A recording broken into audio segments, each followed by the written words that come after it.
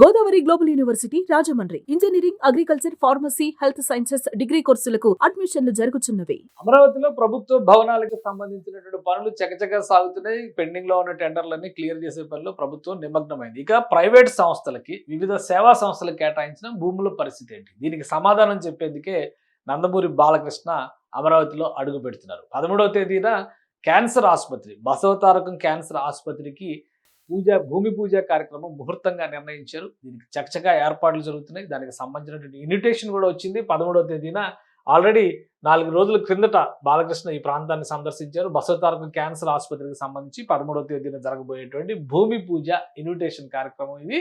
Invitation document ఇది. దీనిలో చూస్తే కనుక commencement of works ceremony, Basavatarakam Indo American cancer hospital and research institute, Tulluru, Amaravati, Andhra Pradesh. Padma Bhushan Balakrishna chairman and managing trustee.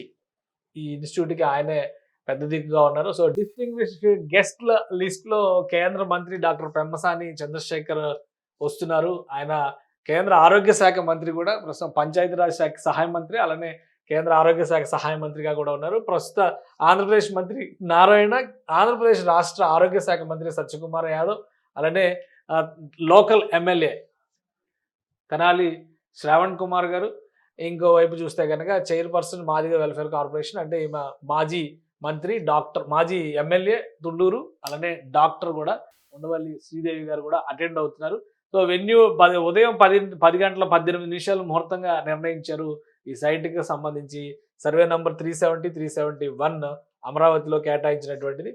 So ఇది ఆ భూమి పూజకి సంబంధించినటువంటి అంశం. బాలకృష్ణ ఆల్రెడీ ఆయన హిందూపురం ఎమ్మెల్యేగా తన నటనలో తనదైనటువంటి శైలిలో దూసుకుపోతున్నటువంటి వ్యక్తిగా, అలానే సేవా కార్యక్రమాల్లో బసవతారకం క్యాన్సర్ ఆసుపత్రిని నడిపించేటువంటి విధానంలో కూడా ప్రత్యేకతని దక్కించుకున్నటువంటి వ్యక్తి.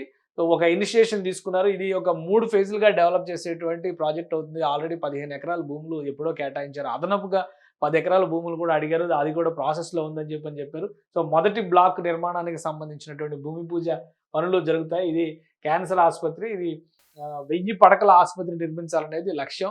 మొదటి ఫేజ్లో కనీసం 500 పడకల ఆసుపత్రి నిర్మించడం, దానికి కావాల్సినటువంటి వసతులు కల్పించడం, టోటల్ బ్లాక్స్ ఈ విధంగా ఉంటాయి. దీనికి సంబంధించినటువంటి టోటల్ ప్లాన్ ఇది. ఈ ఏరియాకి సంబంధించిన ప్లాన్. ఈ మధ్య బాలకృష్ణ ఈ సైట్ని సందర్శించారు. అక్కడ ఉన్నటువంటి పరిస్థితులు, స్థితిగతులు అన్ని తెలుసుకున్నారు. అసలు రాజధాని అమరావతి, ఆంధ్రప్రదేశ్లో కూటమి ప్రభుత్వం ఏర్పడిన వెంటనే ఈ పనులు ప్రారంభించాలని ఆలోచన చేశారు. అయితే ఆ భూమిలో ఉన్నటువంటి హై పవర్ టవర్స్ వలన, విద్యుత్ టవర్లను తొలగించితే కనుక ఎక్కువ అడ్వాంటేజ్ ఉంటుందనేటువంటి సూచన చేయడంతో దానిపైన ఒక అధ్యయనం జరిపి ఏపీ జెన్కో అధికారులు వాటిని తొలగించారు. దీన్ని తొలగించడం వల్ల అమరావతిలో దాదాపు 1000 ఎకరాల వరకు భూములు కలిసి వచ్చినాయని చెప్పని కూడా చెప్తున్నారు. మొత్తం మీద ఈ పనులన్నీ పూర్తయి, ఈ ప్రాసెస్ అంతా కంప్లీట్ అయ్యి ఇప్పుడు భూమి పూజకి సన్నద్ధం అవుతున్నారు. భూమి పూజ కార్యక్రమానికి ముహూర్తాన్ని గతంలోనే నిర్ణయించారు. ఇక ఆ సమయం ఆసన్నమైంది కాబట్టి 13వ తేదీ నుంచి 15వ తేదీ నుంచి అమరావతిలో ప్రారంభోత్సవాలు ఉంటాయి. ఆల్రెడీ నిర్మితమైనటువంటి భవనాలకు సంబంధించి అనుకున్నారు. ఇప్పుడు ప్రైవేటు భవనాలు, ధార్మిక సంస్థలకి, అలానే సేవా సంస్థలకు ఇచ్చినటువంటి భూముల్లో కూడా పనులు మొదలవుతున్నాయి. ఇది సీడాక్సిస్ రోడ్లో కీలకమైనటువంటి మార్గంలో ఉంటుంది.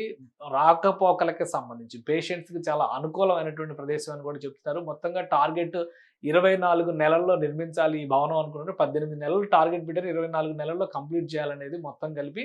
సో అంటే ఒక 2 ఏళ్లలో ఇక్కడ పూర్తి స్థాయి ఆసుపత్రిని ప్రారంభిస్తారు, సేవలు ప్రారంభిస్తారు. తర్వాత విస్తరణ పైన ఫోకస్ పెడతారు.